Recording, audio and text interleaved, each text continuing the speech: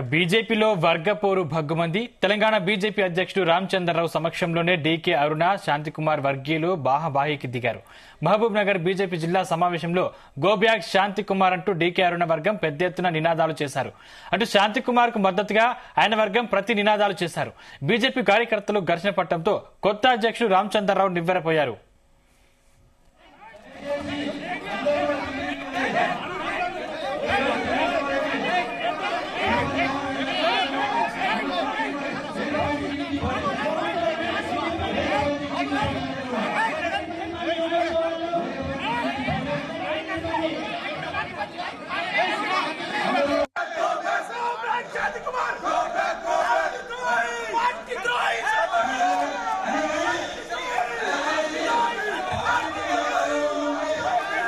ఇంకా బీజేపీలో వర్గపోరు భగ్గుమంది. తెలంగాణ బీజేపీ అధ్యక్షుడు రామచంద్రరావు సమక్షంలోనే డీకే అరుణ, శాంతికుమార్ వర్గీయులు బాహాబాహికి దిగారు.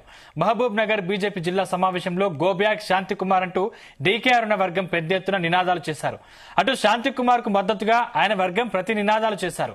బీజేపీ కార్యకర్తలు ఘర్షణ పడటంతో కొత్త అధ్యక్షుడు రామచంద్రరావు నివ్వెరపోయారు. ఇదే అంశానికి సంబంధించిన మరింత సమాచారం మా ప్రతినిధి శశి అందిస్తారు. శశి, సందీప్, పాలమూరు బీజేపీలో వర్గపోరు రాష్ట్ర అధ్యక్షుడు రామచంద్రరావు ముందే బయటపడింది. రాష్ట్ర అధ్యక్షుడు రాక కోసం ఏర్పాటు చేసిన కార్యకర్తల సమావేశంలో బీజేపీ రాష్ట్ర ట్రెజరర్ శాంతకుమార్ కు ఘోర అవమానం అయితే జరిగింది. సభావేదికపైకి శాంతకుమార్ ను పిలువగా స్థానిక ఎంపీ డీకే అరుణ మద్దతుదారులు వర్గీయులు ఎవరైతే ఉన్నారు శాంతకుమార్ గోబ్యాక్ అంటూ నినాదాలు చేయడంతో ఈ రసాబస అనేది కొనసాగింది. ఈ రాష్ట్ర బీజేపీ రాష్ట్ర అధ్యక్షుడిగా ప్రమాణ స్వీకారం చేసిన తర్వాత తొలిసారిగా రామచంద్రరావు ఏదైతే పాలమూరు పర్యటన కోసం రావడం జరిగింది. ఈ నేపథ్యంలోనే అటు పొత్తూరు నుంచి మహబూబ్ నగర్ వరకు కూడా ఘన స్వాగతం పలికిన పరిస్థితి ఉంది. ఈ నేపథ్యంలో స్థానికంగా ఉన్న మహబూబ్ నగర్ లో ఫంక్షన్ హాల్లో రాష్ట్ర ఏదైతే జిల్లాకు సంబంధించిన కార్యకర్తలకు సమావేశం అయితే నిర్వహించడం జరిగింది. ఈ సమావేశంలో అటు డీకే అరుణ అదేవిధంగా శాంతకుమార్ ఇద్దరు పాల్గొనడం జరిగింది. ఈ నేపథ్యంలో శాంతకుమార్ ను స్టేజ్ మీదకి ఆహ్వానించగా ఈ నేపథ్యంలోనే రాష్ట్ర ఏదైతే డీకే అరుణ వర్గీయులు ఉన్నారో వారు శాంతకుమార్ గోబ్యాక్ అంటూ నినాదాన్ని చేయడం జరిగింది. ఈ నేపథ్యంలో అటు శాంతకుమార్ వర్గీయులకు ఇటు డీకే అరుణ వర్గీయులకు మధ్య తోపులాట జరిగింది. ఈ తతంగం అంతా రాష్ట్ర అధ్యక్షుడు రామచంద్రరావు ముందు చేయడంతో రాష్ట్ర అధ్యక్షుడు రామచంద్రరావు ఒక్కసారిగా నివ్వెరపోయిన పరిస్థితి అయితే ఉంది. స్థానికంగా ఉన్నారు కొందరు నాయకులు ఇరు వర్గాలను సంజాయించడంతో అటు ఈ సమస్య అనేది సద్దుమణిగిపోయింది. అయితే గత కొంతకాలంగా ఈ వర్గపోరు అన్నది నివేరగపున నిప్పులా ఉన్నది.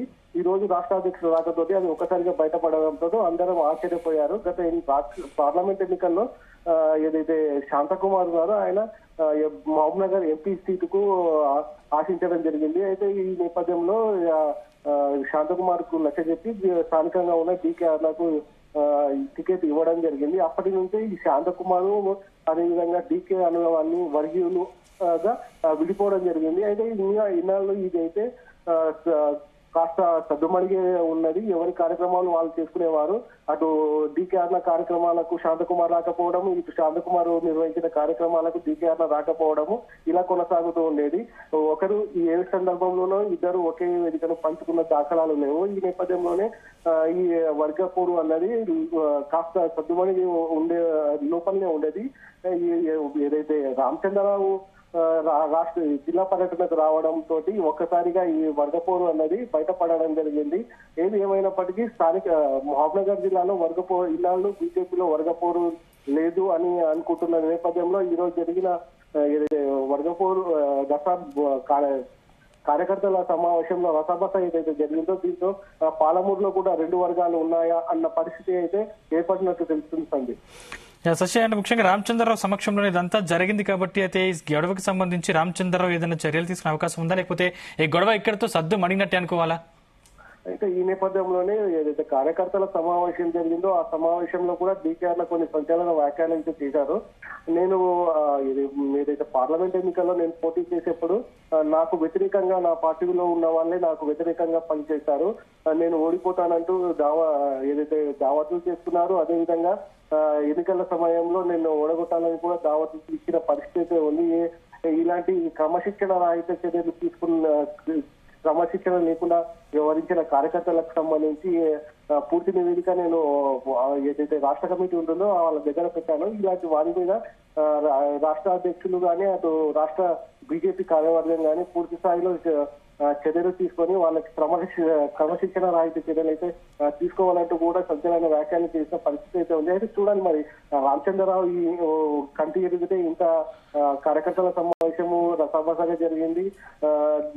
కల్లారా చూశారు. మరి దీనిపైన రామచంద్రరావు ఎలా స్పందిస్తారు, ఎలాంటి చర్యలు తీసుకుంటారు, ఏదైనా చర్యలు తీసుకునే ముందు ఇరువురిని కూర్చోబెట్టి ఏదైనా సంజాయిస్తారా, ఈ వర్గపోరు అన్నది మహబూబ్నగర్ లో లేకుండా చేస్తారా అన్నది మనం వేచి చూడాలి. ఏదేమైనా రామచంద్రరావు కూడా గతంలో ఇక్కడ ఎమ్మెల్సీగా పనిచేశారు. ఇక్కడ పరిస్థితులు కూడా రామచంద్రరావుకు పూర్తిగా తెలుసు కాబట్టి ఈ సమస్యను పూర్తిగా సద్దుమణిగేలా చేస్తారని ఆశిస్తున్నారు స్థానిక కార్యకర్తలు. Okay right, thank you Shashi.